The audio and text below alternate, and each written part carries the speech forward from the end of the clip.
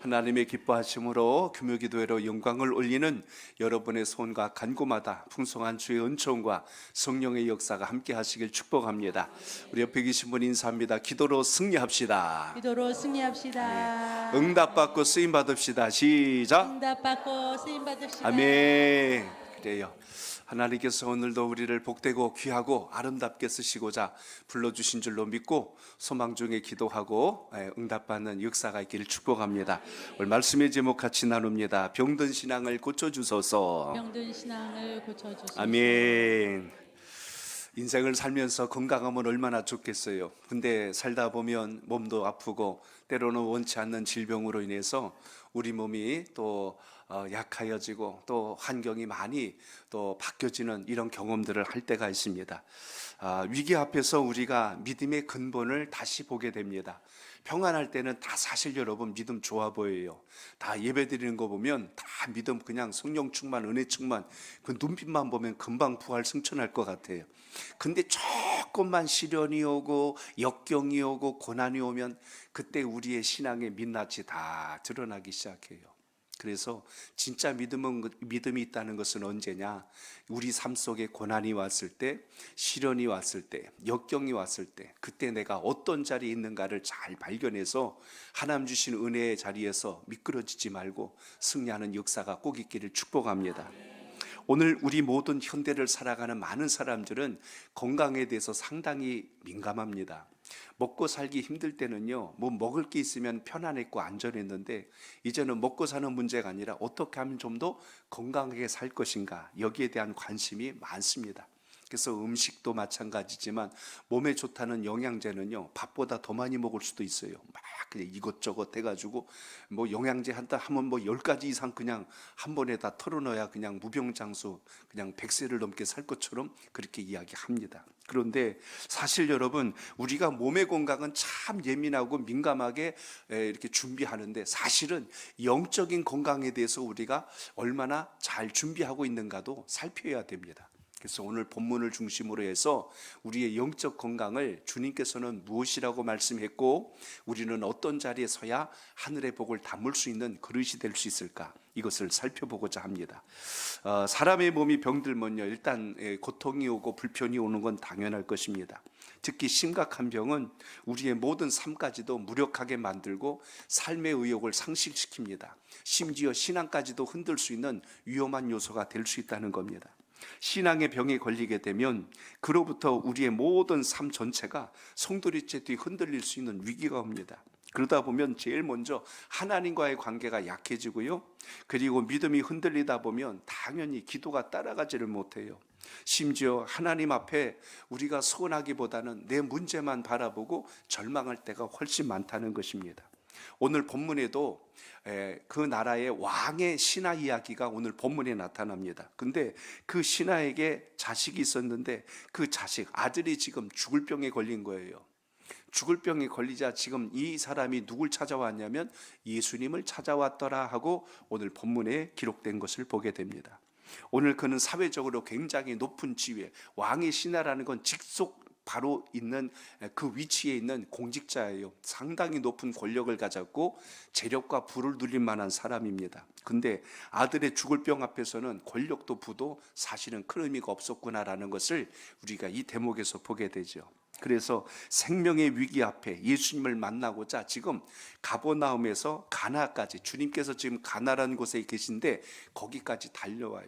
거리로 치면 약 한 34km 정도 되는 지도를 펴놓고 보면 그 거리인데 여기를 예수님 만나겠다고 죽자 사자 달려와서 주님을 만난 이야기가 오늘 본문입니다. 이제 조금 더 깊이 들어가 볼게요.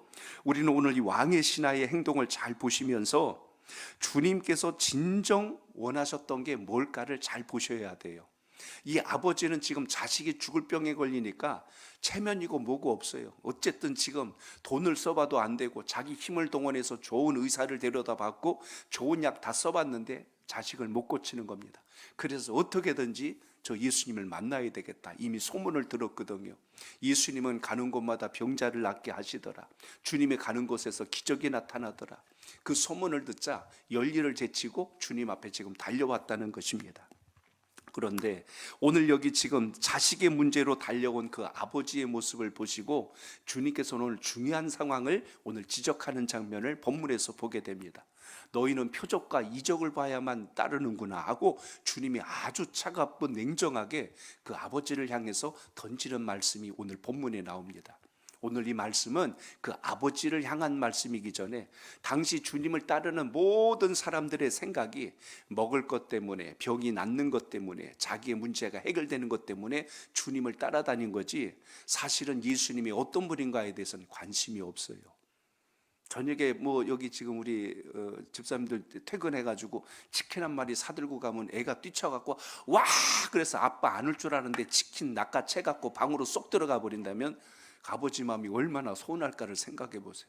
아버지를 기다린 게 아니라 먹을 걸 기다린 거예요. 그것만 탁 채가지고 들어가 버리면 아니란 이야기입니다. 그걸 준비해 준 아버지에 대한 고마움이 있으면 얼마나 좋겠어요. 근데 그 마음이 없단 말입니다. 마치 오늘 예수님을 따르는 무리들이 그런 거예요. 자기 문제만 해결되면 되는 거예요. 이런 생각을 가지고 주님 앞에 다가섰기 때문에 사실은 죽을 병보다 더 심각한 게 뭐냐면 주님을 바라보는 모든 사람들의 마음속에 믿음이 없었다는 이야기입니다. 그래서 오늘 우리는 이 말씀을 통하여 병든 신앙의 모습을 다시 점검하고 주님의 말씀 앞에서 우리가 어떻게 치료받아야 될 것인가, 오늘 이걸 잘 발견하셔서 여러분의 신앙이 더 깊어지고 성숙한 기회가 되시길 바랍니다. 오늘 등장한 사람을 성경에 보니까 왕의 신하라고 기록하고 있습니다. 서두에 말씀드린 대로 사회적으로 상당히 지위가 높고 권력을 가진 사람이라는 것을 우리가 짐작할 수가 있습니다. 그에게 있어서 사람들에게 이것저것 명하면 모든 사람들이 그 정보와 모든 자료들을 갖다 줄 만큼 힘이 있는 사람이에요. 근데 그 아들의 병의 문제를 돈으로도 해결이 안 됐고 권력으로도 해결이 안 됐고 모든 지식을 동원해도 도저히 고칠 수가 없게 되자 결국 도저히 찾아갈 수 없었던, 만나려고 생각도 안 했던 예수님 앞에 자존심을 다 내려놓고 그 먼 거리를 마다하지 않고 선살같이 달려왔다는 사실입니다. 그래서 오늘 본문의 시작은요 이렇게 시작되잖아요. 자, 오늘 46절 한번 같이 읽어봅니다. 46절 시작. 예수께서 다시 갈릴리 가나에 이르시니 전에 물로 포도주를 만드신 곳이라. 왕의 신하가 있어 그의 아들을 가버나움에서 병들었더니. 아멘. 여기 보면 예수님께서 지금 다시 갈릴리 가나로 이르셨다라고 기록합니다. 오늘 이 본문 내용은 유일하게 요한복음에만 나오는 이야기예요. 근데 요한 사도는 왜 굳이 여기서 다시 갈릴리로 가셨다는 말을 설명했고 그곳에서 어떤 일이 있었대요? 우리 지난주 나눴죠? 눈 막 이렇게 막 돌리면은 제가 할 말이 더 많아지니까 안다고 이렇게 좀 하셔야 돼. 지난주 물이 포도주 만드는 사건 여러분 보셨잖아요. 부족함을 채우시는 우리 주님에 대해서 우리가 나눴잖아요. 그래요. 기억이 안 나시면 오늘 당장 가서 금요기도의 지난주 거 다시 한번 유튜브로 꼭 보셔야 되는데 거기 보시면 부족한 상황, 첫 번째 예수님이 행하신 이적에 대해서 나오고 오늘 다시 그곳으로 주님이 가셨다고 오늘 말씀합니다. 왜 사도 요한은 굳이 예수님이 첫 번째 기적을 베푸신 그곳이라고 이렇게 기록했을까? 여기 중요한 것을 우리가 전후 문맥을 보면 이해할 수가 있는데요. 예수님은 가시는 곳마다 기적이 나타났고 이적을 보여주신 것을 보게 되죠. 그러니까 사람들이 예수님을 따를 때 기적에 대한 관심들이 많았다는 사실을 먼저 우리가 염두에 둬야 합니다. 그런데 예수님이 그리스도인 것을 믿고 순종하는 믿음이 아니라 주님이 이적을 행하는 것만 보려고 따라다니는 사람들, 오늘은 어떤 능력을 나타낼까? 오늘은 뭘 보여주려고 그럴까? 거기에 대한 호기심만 잔뜩 가지고 있는 거지 예수님이 왜 우리에게 오셨을까? 이건 관심이 사실 없는 거예요. 오늘 이런 관점에 대해서 오늘 요한 사도는 이걸 다시 조명하기 위해서 이 본문을 끌어들여서 여기서 기록한 것을 보게 됩니다. 주님은 그래서 가나 혼인잔치 이후에 중간에 다음으로 어디 가셨어요? 오늘 4장 앞부분에 보면 사마리아 땅으로 주님이 잠시 들어가십니다. 왜 그쪽으로 가셨을까? 사람들을 피해서 유대인들과 많은 무리들이 가지 않는 그곳, 사마리아 땅은 피가 다른 민족이기 때문에 그 땅은 안 들어가거든요. 근데 예수님은 굳이 유대인으로서 그 땅에 들어가서 수가성 우물가에 물을 길러 오는 여인을 만나잖아요. 근데 그 여인이 예수님을 만나자 뭘 물었어요? 우리는 어디서 예배를 드려야 합니까? 다른 사람들하고 질문이 다르잖아요. 질문의 수준이 달라요. 예수님 기적을 좀 행해 보세요. 오늘 뭐 좀 보여주세요. 이건데 어디서 우리가 예배를 드려야 될까요? 벌써 그냥 신령하잖아. 질문부터가. 주님은 그래서 이 여인에게 했어요. 이곳으로도 저곳으로도 한다고 하지 마라. 오직 하나님은 영이시니 영과 진리로 예배하는 자를 찾으시느니라. 그 이야기를 짜 여인의 영안이 확 열려버린 거예요. 이분은 보통 분이 아니로구나. 그리고 나서 즉시 물동이를 버려두고 동네 들어가서 와 보라, 내가 그리스도를 만났다고 그러죠. 내가 마술사를 만났다고 안 그랬고, 기적을 행하는 사람을 만났다고 안 그러고, 그리스도를 만났다고 기록합니다. 그렇게 행하신 후에 다시 어디로 갔다? 다시 가나로 또 가신 거예요.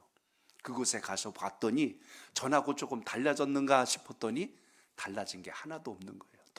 똑같은 상황을 주님이 지켜보시면서 안타까운 심정을 가지고 오늘 여기 본문에서도 표적과 기사를 보지 않고는 도무지 믿으려고 하지 않는구나 하고 이렇게 지금 말씀하는 장면을 우리가 보게 되었다는 것입니다. 그렇기 때문에 오늘 이렇게 말씀함에도 불구하고 왕의 신하는 오로지 생각이 누구에 있어요? 내 아들. 그냥 뭐 표적이고 이적이고 상관없어요. 내 아들만 살 수만 있다면 뭐든지 좋사오니. 오늘 이 아버지의 심정을 잘 보세요. 아버지를 아이고 이 못된 아버지, 이 믿음도 없는 아버지, 그럴 게 아니라 여러분이라고 생각해 보세요. 안 그럴까? 내 자식이 죽을 병에 걸리고 내 배우자가 지금 죽을 병에 걸렸는데 그럼 여러분 어떻게 행동할 것 같아요? 체면이고 뭐가 없을 거예요. 날 수만 있다면 지구 끝까지라도 쫓아갈 기세로 아마 덤벼들었을 겁니다. 그래서 예수님에 대한 소문을 듣고 달려와서 한다는 말이 뭐예요? 내려오셔서, 이 내가 있는 가버나움까지 빨리 오셔서 내 아들의 병을 고쳐주소서. 이 아버지의 절규하는 마음을 우리가 여기서 보셔야 돼요. 체면 차리면서 내게로 와서 집에 와서 좀 고쳐주시오, 그거 아니에요. 오늘 이 표현 하나는요, 절박한 마음으로 내가 있는 저 가버나움까지, 거리가 얼마 된다고? 약 34km 되는 그 거리, 지금 거기까지 달려온 거예요. 지금 예수님 만나려고. 그러니까 거기까지 주님 빨리 좀 오셔서 제 아들의 병을 하루라도 빨리 오셔서 죽기 전에 고쳐주소서, 그 이야기를 지금 하고 있는 겁니다. 다시 오늘 이 왕의 신하를 묵상해 봅니다. 당시 유대를 관할했던 분봉왕이 누구냐면, 이 지역을 담당하는 왕이 누구냐면 헤롯 왕이었어요. 그의 신하라고 표현했을 때 직계 신하입니다. 어떻게 보면 다음 실권을 가질 만한 큰 힘을 가진 자, 지금으로 빗대면 대통령 옆에 있는 비서실장 같은 위치에 있는 인물이 오늘 이 신하입니다. 그 먼 거리를 자식의 병을 고치려고 단번에 달려온 겁니다. 오늘 이걸 다시 한 번 더 보는데, 예수님은 그럼 참 자식을 살리려고 먼 거리를 왔구나, 참으로 내가 감동했도다, 이러시면 또 얼마나 은혜롭겠어요. 근데 예수님이 이렇게 말씀하셨어요. 자, 48절입니다. 시작. 이르시되 너희는 표적과 기사를 보지 못하면 도무지 믿지 아니하리라. 아멘. 예수님의 말씀은 굉장히 냉정하고 차갑게 말씀하십니다. 이것은 왕의 신하만 꾸짖은 게 아니라 어찌하여 여기 사는 모든 사람들은 다 하나같이 이런 생각을 가지고 있을까 하고 주님이 안타까운 마음을 표현한 것을 보게 됩니다. 바꿔 이야기합니다. 표적을 바라는 신앙을 가진 사람들이 오늘 이 아버지와 같이, 이 신하와 같이 모든 사람들의 생각 속에 있다는 것입니다. 우리는 흔히 그런 말을 할 때가 있어요. 내 눈에 보여준다면 내가 당장 믿겠소. 이 문제만 해결되면 내가 주님을 잘 섬기겠습니다. 우리의 신앙은 항상 뭐냐면 보고 믿는 신앙, 조건부 신앙일 때가 굉장히 많아요. 그래서 하나님하고 자꾸 거래하려고 그래요. 이렇게 해주시면 제가 믿어볼게요. 이렇게 하면 제가 주님 계신 거 인정하겠습니다 하고 자꾸 우리는 이렇게 접근하려고 할 때가 많다는 것입니다. 그러나 여러분, 성경이 말하는 참된 신앙은 보고 믿는 신앙이 아니라 보지 아니하고도 믿을 수 있는 그 믿음의 단계까지 우리가 이르기를 원하신다는 것 잊지 않길 바랍니다.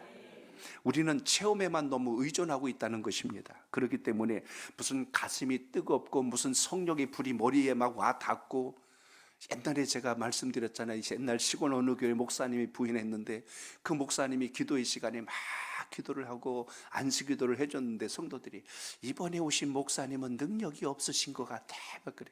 전에 계시던 목사님은 안수할 때 머리가 뜨끈뜨끈하고 막 불이 들어왔는데 이번 목사님은 안 그러신 거. 그 목사님이 심각해졌어요.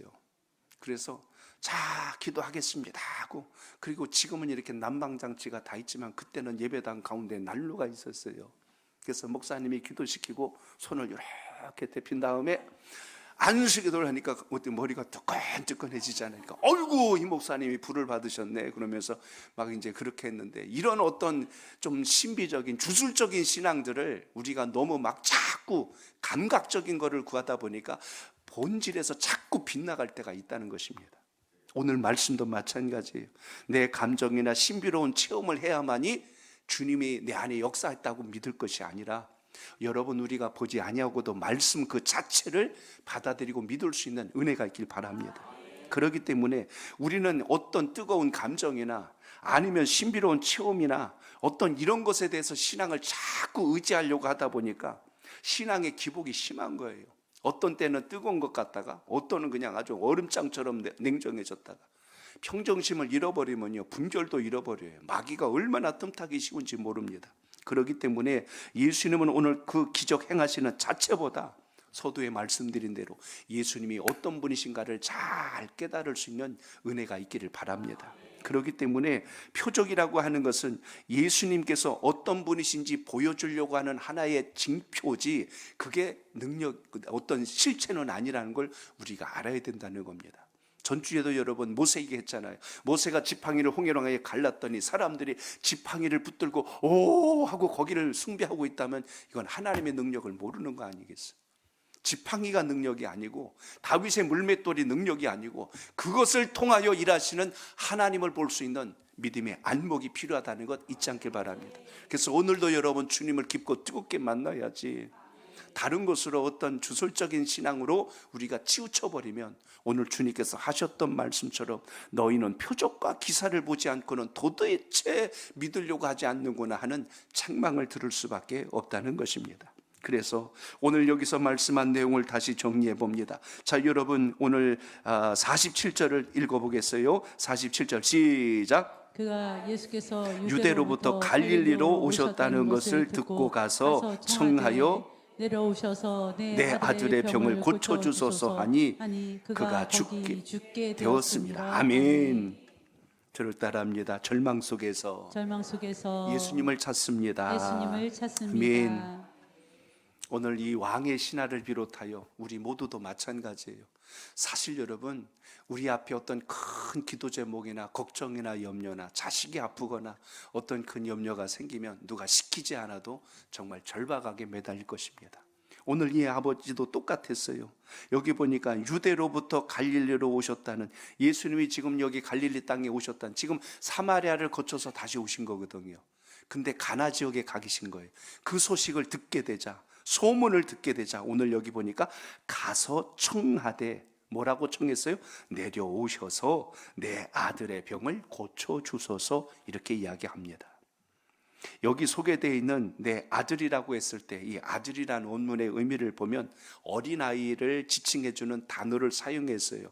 그러니까 이 나이를 대충 어림 잡아본다면 4세에서 한 5세 정도 되었어요. 그러니까 굉장히 좀 어린아이가 지금 굉장히 어떻게 보면 고칠 수 없는 병으로 힘겨워하고 있는 모습을 봅니다. 다른 건 몰라도 자식이 아파갖고 고통스러워하고 울고 있을 때 부모 가슴은 찢어집니다. 내가 아프고 말지 할 심정인데 오늘 그 정도로 절박했기 때문에 이 아버지가 소문을 듣고 주님 계신 곳으로 지금 달려온 겁니다. 그는 고위층 관리예요. 공직자예요. 힘도 있고 재력도 있고 권세도 있는 사람이라 좋은 의사건 좋은 약이건 사람들 시켜서 찾아오려면 얼마든지 할 수 있었고, 그런데 그렇게 해봐도 낫지 않게 되자 지금 예수님을 찾는 단계까지 왔다는 겁니다. 이제는 체면이고 자존심이고 다 필요가 없어요. 자식만 낳을 수 있다면 내가 무슨 짓이라도 하겠습니다라는 심정을 가지고 지금 달려왔다는 거예요. 근동지역은 우리와 같은 이런 날씨가 아닙니다. 거긴 여러분 기본이 거의 39도 이렇게 40도 육박하는 그 무더운 그 떼약볕을 거기까지 달려갔다고 한번 생각해 보세요. 걸어갔는지 양산을 쓰고 갔는지 그건 중요하지 않습니다. 근데 적지 않은 거리를 지금 자식만 생각하고 갔다는 이야기예요. 그 광야와 같은 거친 땅을, 그늘 없는 그 땅을 간 아버지의 심정은 오죽했을까. 오늘 이 장면에서 우리가 봐야 할 것은 사람은 절망을 경험할 때 하나님을 찾게 된다는 겁니다. 어려운 일을 만나면 누가 시켜서가 아니라 절박하게 주님께 매달린다는 이야기입니다. 어떤 때는 우리에게 있는 시련과 고난이 불편하고 버겁고 그리고 귀찮은 일일지 모르겠지만 그것 때문에 우리가 주님을 더 깊이 알 수 있는 기회가 된다면 오히려 그것을 무조건 나쁘다고만 볼 것이 아니라 그것으로 인하여 우리가 전화위복의 기회를 얻을 수 있다는 것도 생각할 수 있길 바랍니다. 그래서 어려움이 오거나 기도 제목이 생기면 하나님의 뜻은 무엇일까를 볼 수 있는 좀 이런 차원의 영적 시선이 우리 삶 속에 있길 바랍니다. 어쩌자고 나에게 이런 힘든 일을 주셨나이까 하고 땅을 치고 통곡하며 세상 온갖 병을 어려움을 나 혼자 겪는 것처럼 그러지 말고 주님 이걸 통해서 제가 무엇을 얻기를 원하시나이까 이렇게 여러분 구할 수 있는 믿음의 기도가 있기를 바랍니다. 그러므로 오늘 이 아버지도 절박한 심정으로 지금 찾아온 것인데요, 평상시라면 아마 이렇게 예수님 찾지도 않았을 거예요. 관심도 없었을 거예요. 사람은 누구나 아파 보거나 힘들어 보면 그때서야 비로소 소중한 가치가 무엇인가를 보기 시작한다는 것입니다. 인생의 문제를 닥치게 되자 비로소 하나님 앞에 체면 자존심 다 버리고 무릎을 꿇고 엎드리는 아버지의 모습을 우리가 만나게 됩니다. 왕의 권세를 가진 그 권세를 수종드는 가장 고위직에 있는 그 신하라 할지라도 오늘 주님 앞에 엎드린 이 장면을 통해서 우리가 봐야 할 것은 주님은 오늘 그 아버지의 심정은 알겠지만 너희들은 나를 찾는 이유가 이것밖에 없구나 하는 이 말씀 속에서 우리는 한 단계 주님의 하시고자 말씀하신 의도를 발견해야 된다는 것입니다. 자칫 마치 오늘 이 말씀을 이렇게 곡해서 들으면 안 돼요. 나는 잃어버린 자를 위하여 여기 왔느니라. 나는 개에게 던질 떡이 없느니라. 만약에 이러면은 그 말 듣고 뭐 예수님은 그냥 기껏 어렵게 찾아왔는데 말씀을 그렇게 하십니까? 하고서 돌아가 버리면 이건 은혜도 아니고 아무것도 아닐 거예요.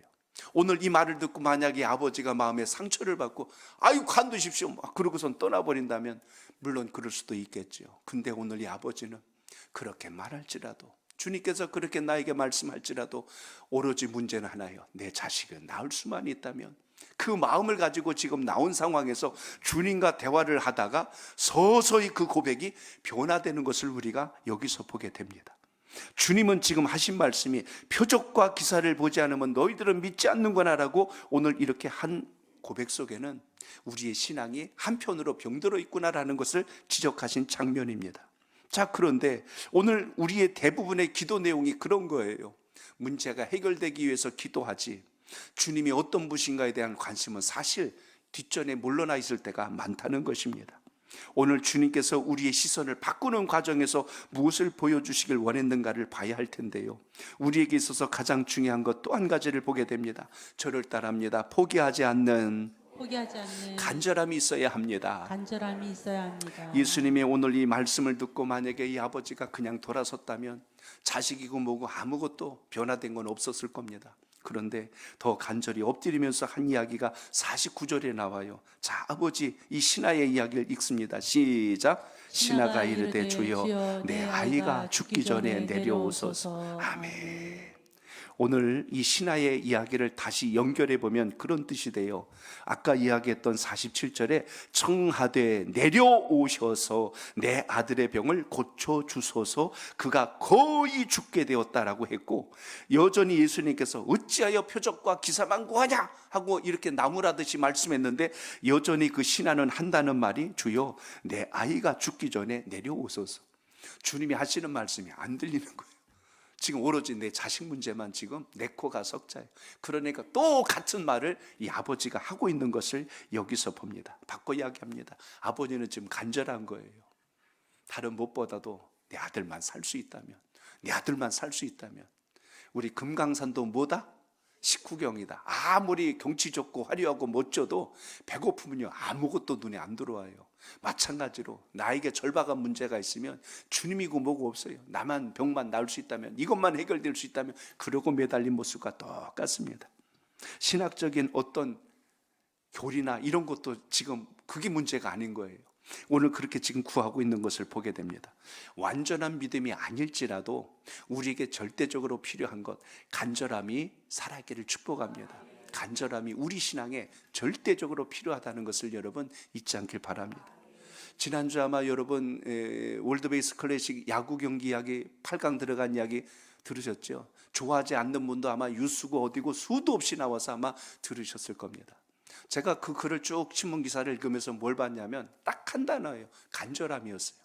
어떻게 해서든지. 그래서 지금 17년 만에 지금 8강 올라간 거라며요. 우리나라가. 어떻게 해서든지 8강 가야 된다는 그 간절함을 가지고 경기에 임했기 때문에 가장 어려운 숙제를 푸는데요. 5점 이상 실점을 차이를 내야 되고 2점 이상 점수를 내주면 안 되는, 맞죠? 제가 지금 똑바로 얘기한 거 맞죠? 예. 그러니까 7대2로 이긴다는 건 이건 거의 불가능할 정도의 경기를 지금 치러냈다는 이야기예요. 그걸 하기 위해서 이 선수들이 얼마나 마지막 9회 말까지 혼신을 다했는지, 그걸 중계하는 그 해설가들도 마찬가지지만 본 모든 분들도 다 울 만큼 감동하고 감독도 선수들도 울었어요. 그러니까 저는 그 기사를 보면서 딱 한 단어밖에 없어요. 간절함이었어요. 절박함과 간절함. 그게 결국은 그 나올 수 없는 엄청난 점수를 기계처럼 찍어낸 그것으로 인해서 호주를 이기고 결국 우리가 이제 준결승까지 갈 수 있는 기회를 얻게 된 것을 보게 됩니다. 오늘 여기 말씀에도 그런 의미가 나와요. 어디에 있냐면 47절에 아까 우리 보셨죠? 가서 청하되라는 단어가 나옵니다. 영어 성경에 보면 beg라는 단어가 나와요. 간청하다, 애원하다, 더 신랄하게 표현하면요, 구걸하다는 거예요. 이 청하다는 표현이 우리가 볼 때는 부탁 정도로 보이는데 원문의 의미는 그게 아니고 구걸하다는 거예요. 여러분, 왕 다음 가는 권세 가진 그 비서실장 위치에 있는 사람이 납작 주님 앞에 엎드려갖고 제발 제 아들 좀 살려주시기 위해서 저 가보남까지 빨리 좀 저랑 같이 가셔야 된다니까요. 이렇게 지금 매달리는 그 아버지의 심정을 생각해 보세요. 오늘 그 아버지의 다급한 외침은 주여 아이가 죽기 전에 내려오라는 거예요. 혹시라도 늦으면 안 된다고요. 인간적인 방법, 사람 생각이라면 오늘 신하가 한 말은 틀린 단어가 하나도 없어요. 근데 주님의 관점에서 본다면 신하가 하는 말은 다 틀린 거예요. 하나도 맞는 게 없어요. 왜 그럴까요? 이 신하가 지금 한 말을 정리할게요. 예수님이 반드시 직접 가버나움에 가셔야 제 아들이 낫습니다. 그 이야기예요. 근데 주님의 관점은 뭐예요? 내가 가지 않아도 내 아들은 나을 수 있느니라. 주님이 오늘 이 아버지에게, 이 신하에게 가르쳐 주시고 싶었던 주님의 권세가 무엇이냐면 내가 직접 그 가버나움까지 가지 아니하여도 너의 아들을 낫게 하는 권세가 나에게 있느니라. 그러니까 병 낫는 것보다 더 큰 게 뭐냐면 예수님의 권세, 그 힘이라는 것을 지금 알려주시려고 주님이 오늘 이 대화 속에서 일하고 계시는 걸 보게 됩니다. 아버지는 두 가지를 이야기했어요. 가버나움까지 가셔야 됩니다. 두 번째, 아이가 죽기 전에 도착하셔야 합니다. 그러나 여러분, 예수님은 어떤 권세요? 죽은 자도 살리실 권세가 있는 분이, 가지 않아서도 낫게 하실 수 있는 권세를 가지신 분이, 이 두 가지 사실을 오늘 아버지에게 알려주시려고 예수님께서 지금 이 과정을 거치고 있는 것을 봅니다. 우리는 통상적으로 굉장히 제한된 신앙적 구조를 가지고 있습니다. 쉽게 말하면 공간의 제한이 우리에게 있다는 이야기예요. 보통 여러분 차원이라는 게 있죠. 1차원, 2차원, 3차원. 우리가 사는 이 세상에 보통 통상 3차원이라고 하죠. 근데 4차원이라고 이야기하면 공간을 초월했을 때 우리가 4차원이라고 이야기합니다. 개미를 번쩍 들어다가 이쪽에다 갖다 놓으면 개미가 놀랄 것 같아, 안 놀랄 것 같아? 개미는 땅에서 기어가는 게 자기 일상의 전부거든요. 근데 갑자기 내 몸이 번쩍 들려갖고 낯선 곳에 뚝 떨어지면요, 기절초풍합니다. 개미 세계에서는 차원이 다른 거를 사람은 보여준 거고요, 개미는 그걸 경험하지 못한 일을 몸으로 경험한 게 되죠. 마치 그것과 같습니다. 오늘 이 신하의 모습이 우리가 통상 알고 있는 우리의 신앙적 구조입니다. 우리의 신앙적 구조는 주님이 직접 오셔야 돼. 주님이 직접 나에게 찍어 눌러 안수해 주시고 붙들어 주셔야 뭐가 역사가 될 것 같아. 그리고 오늘 죽기 전에 일해 주셔야지 죽은 다음에는 소용없다. 이게 우리의 일반적인 생각이고 관점인데, 주님은 오늘 공간도 뛰어넘고 시간도 뛰어넘는 분이란 걸 오늘 본문에서 보여주셨음을 기억하시기 바랍니다. 우리의 기도가 그렇다는 거예요. 하나님 반드시 이 방법으로 이 시간에 해결해 주셔야만 합니다고 우린 기도하는데, 하나님은 그 시간이 넘을지라도 그 시간이 아니 될지라도 주님의 방법으로 반드시 역사하신다는 걸 기억하시기 바랍니다. 그러니까 기도할 때 여러분 자꾸 내 고집이나 내 판단이나 내가 알고 있는 상식선 안에서 주님께 때를 쓰는 기도하지 말고 주님께서 하실 수 있는 권세와 능력으로 역사하여 달라고 기도하시길 바랍니다. 그러니까 주님은 우리의 시간표 안에서 움직이시는 분이 아니라 하나님의 시간표 안에서 움직이시는 분이란 걸 믿고 여러분 기도하시길 바랍니다. 그러니까 믿음은 누구나 처음부터 이렇게 완벽하거나 모든 걸 통달하지는 않아요. 그러나 오늘 이런 말씀들을 살필 때 우리의 기도하는 또 하나의 방식을 발견해서 불안해하거나 초조해하거나 낙심하지 말고 하나님의 일하심을 믿고 기도하는 은혜가 함께 하시길 바랍니다. 그래서 성경 말씀은 우리에게 전하는 거예요. 연약한 믿음이라 할지라도 오늘 이 아버지처럼 일단 주님 앞에 가지고 와서 기도할 때 주님께서 역사하시고 일하신다는 걸 믿고 기도하시길 바랍니다. 오늘 시공을 초월한다니까 그럼 집에 가서 그냥 누워가지고 눈 감고 주여 알아서 응답하여 주시옵소서, 그러면 응답되겠거니? 이거는 아니잖아요. 뭐가 빠져있죠? 간절함이 빠져있어요. 하나님 앞에 사모하는 마음, 간절한 마음으로 구하는 우리의 영적 자세가 없이 막연하게 언젠간 되겠지라는 그걸 이야기하는 것이 아니라 주님은 우리의 때를 넘어서 모든 시간과 공간을 넘어서 역사하시는 분이란 걸 기억하시기 바랍니다. 그래서 오늘 50절이 이렇게 말씀한 거예요. 자, 50절 보세요. 시작. 예수께서 이르시되 가라, 내 아들이 살아있다 하시니 그 사람이 예수께서 하신 말씀을 믿고 가더니. 아멘. 오늘 여러분 이 50절 말씀을 꼭 붙드셔야 돼요. 예수님께서 말씀하셨어요. 가라. 오늘 간다는 건 그래 같이 가자 이 말 아니에요. 너 혼자 가라는 거예요. 날 데리고 가려고 하지 말고 이제 너는 가라. 그리고 뭐라고 그랬어요? 내 아들이 살아있다 하시니. 오늘 이 대목이 정말 귀한 것은 아버지가 지금 이 신하가 예수님께 했던 모든 소원과 바람을 주님은 한 단계 뛰어넘어서 지금 응답하시는 것을 여기서 봅니다. 나랑 같이 가려고 하지 말고 너는 가라. 아들이 죽기 전에 나를 데려가려고 하지 말고 너는 가라. 근데 그 아들은 죽지 않고 살아있느니라. 오늘 말씀이었어요. 원문에 보면 살아있다는 것이 이미 선언해 놓은 거예요. 선언이란 뜻은 이걸 미래형으로 가정하지 않고 실체로 쓴 거예요. 예를 들어 볼게요. 너의 아들은 살아날 것이니라, 그게 아니에요. 너의 아들은 살게 될 것이다, 그런 뜻이 아니라 살아있다라고 선언한, 주님이 말씀하시자마자 그 시간에 역사가 일어났다는 걸 기억하시기 바랍니다. 그러니까 주님의 권세가 그거예요. 우리의 생각과 우리의 상식하고 주님의 권세가 다른 걸 이 대목에서 우리가 보셔야 합니다. 오늘 설교 말씀은 굉장히 수준 높은 거예요. 이걸 잘 이해하셔야 여러분 기도할 때 원망의 기도 안 해요. 서운한 기도 안 하고 주님을 끝까지 신뢰하는 믿음의 기도가 일어난다는 걸 기억하시기 바랍니다. 주님을 오해할 때 그 사이로 악한 마귀가 들어오는 거예요. 그래서 의심하게 만들고 낙심하게 만들고 주님 떠나게 만들고, 그러나 주님이 행하실 것을 끝까지 포기하지 말고 믿고 기도할 때 하나님의 역사하심은 반드시 살아있음을 잊지 않길 바랍니다. 그렇기 때문에 예수님은 선포하신 거예요. 날 데리고 가려고 하지 마라. 너는 가라. 근데 너의 아들은 죽은 것이 아니라 살아있다. 이미 살았다고 선언해 주셨어요. 그렇기 때문에 믿음의 중요한 단계를 지금 말씀한 겁니다. 믿음은 보는 것이 아니라 뭘 신뢰하는 거다? 말씀을 신뢰하는 거다. 그래서 50절 뭐랬어요? 어떻게 하고 갔대요? 믿고 가더니. 따라합니다. 믿고 가더니. 가면서 걱정하고 간 것도 아니고 의심하며 간 것도 아니고 주님의 말씀을 그대로 믿고 갔다고 기록되어 있습니다. 그러니까 신앙은 믿고 행할 때 역사가 일어나고 능력이 시작된다는 걸 기억하시기 바랍니다. 그러니까 내 생각으로 하지 말고 주님의 말씀에 근거한 신앙이 가장 건강한 신앙이란 것을 오늘 여러분의 마음속에 새기시길 바랍니다. 자, 저를 따라합니다. 믿음은 말씀에 대한 순종으로 증명됩니다. 말씀에 대한 순종으로 아멘. 증명됩니다. 그래서 오늘 이 신하가 말씀을 믿고 가더니라고 기록한 것을 보면 표적을 바라던 신앙이 이제는 말씀에 순종하는 신앙으로 바뀌었어요.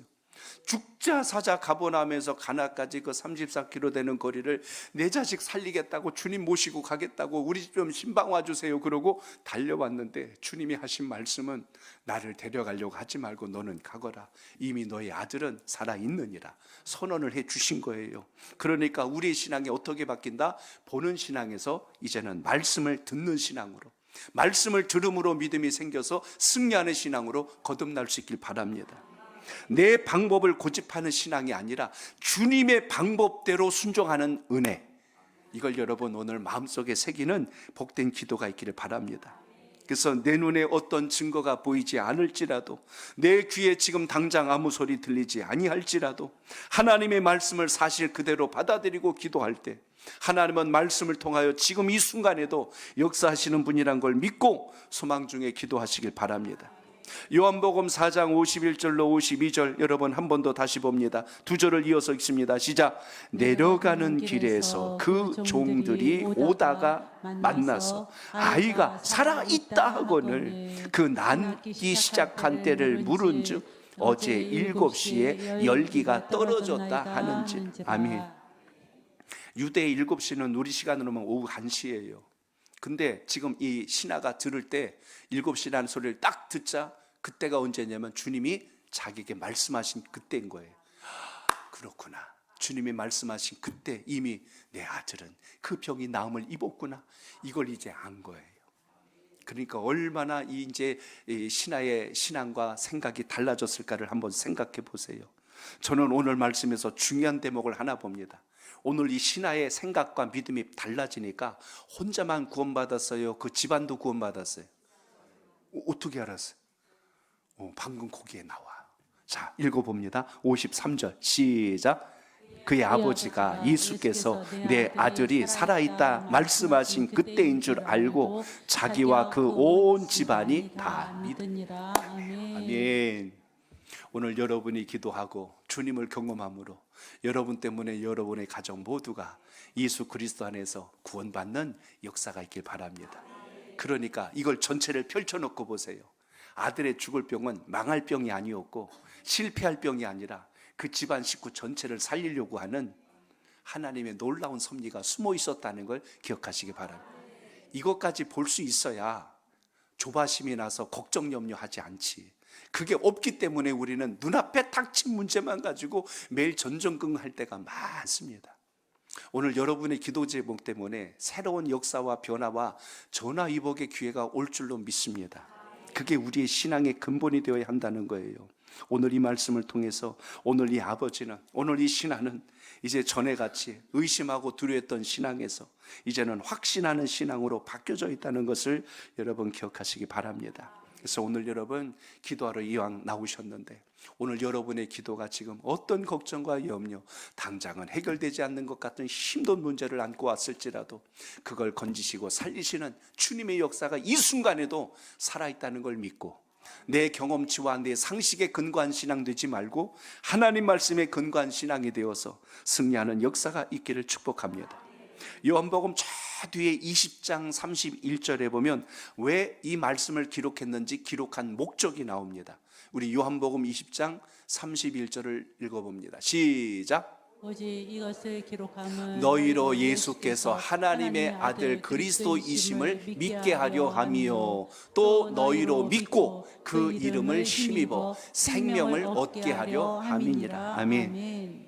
병이 낫고 오병이의 역사가 일어나고 불이 떨어지고 이것 때문에 주님이 말씀을 기록한 게 아니라 오늘 31절 말씀처럼 예수님께서 하나님의 아들 되심을 믿고 우리가 그 믿음으로 인하여 생명을 얻기 위하여 이 말씀을 주셨다는 걸 잊지 마시고 오늘도 여러분의 기도 때문에 하나님이 만들어 가실 놀라운 일들을 기대하시고 소망 중에 기도하시길 바랍니다. 문제가 있을 때만 하나님을 찾는 자가 아니라 기적이 없으면 낙심하는 자가 아니라 응답이 조금 늦어진다고 믿음이 흔들리고 의심하는 자가 아니라 오늘 하나님보다 내 문제에 집중하기를 뛰어넘어서 주님께 집중한다면 하나님은 내가 지금 아파하는 그 문제를 통하여 더 크고 놀라운 내가 바라보지 못했던 것까지 역사한다는 걸 믿고 기도하시길 바랍니다. 그래서 우리의 병든 신앙을 고치기 위해서 오늘 이것은 아들병의 문제가 아니라 우리의 병든 신앙의 문제였어요. 착각하는 신앙의 문제였어요. 오해하고 있는 우리 신앙의 문제를 지금 다루고 있다는 것을 여기서 살펴보시고, 우리 주님 앞에 나올 때마다 간절함과 사모함으로 엎드려 기도할 수 있길 바랍니다. 내 경험치를 의지하지 말고 말씀을 믿고 기도할 수 있길 바랍니다. 그리고 그 말씀을 들었을 때 믿고 순종하면 거기에서 반드시 하나님의 역사가 시작됨을 잊지 마시고, 오늘 그 은혜를 통하여 여러분의 삶 속에 놀라운 기적이 시작되는 은혜가 있기를 주 이름으로 축복합니다. 이제 말씀 맺습니다. 우리는 몸의 건강보다 더 중요한 내 신앙의 건강은 어떤가? 여러분의 영적 건강 상태를 오늘 한번 점검해 보시고 기도할 수 있길 바랍니다. 살다 보면 낙심될 일이 왜 없겠어요? 상처받을 일이 왜 없겠어요? 그러나 거기에 안주하고 그 뒤에 숨는 자가 되지 말고, 오늘도 주님께서 우리를 통하여 행하실 놀라운 일들을 소망하며 여러분에게 맡겨주신 귀한 사명 안에서 승리의 기도가 있기를 바랍니다. 주님은 오늘 이 신하에게 말씀해 주신 것처럼 우리에게도 말씀합니다. 가라, 너의 문제는 해결되었다. 가라, 내가 너와 함께 한단다. 오늘 이렇게 말씀하신 것처럼 이 말씀 기억하셔서 문제 중심이었던 우리의 신앙이 이제 예수님 중심의 신앙으로 옮겨져야 할 것이고, 기적만 찾던 우리의 신앙이 말씀을 믿는 신앙으로 한 단계 더 성장해야 할 것이고, 나 혼자 믿음으로 만족하는 게 아니라 나의 믿음 때문에 우리 집안 모두가 예수 그리스도의 복을 받을 수 있는 이 은총을 입는 믿음의 기도가 살아있기를 축복합니다.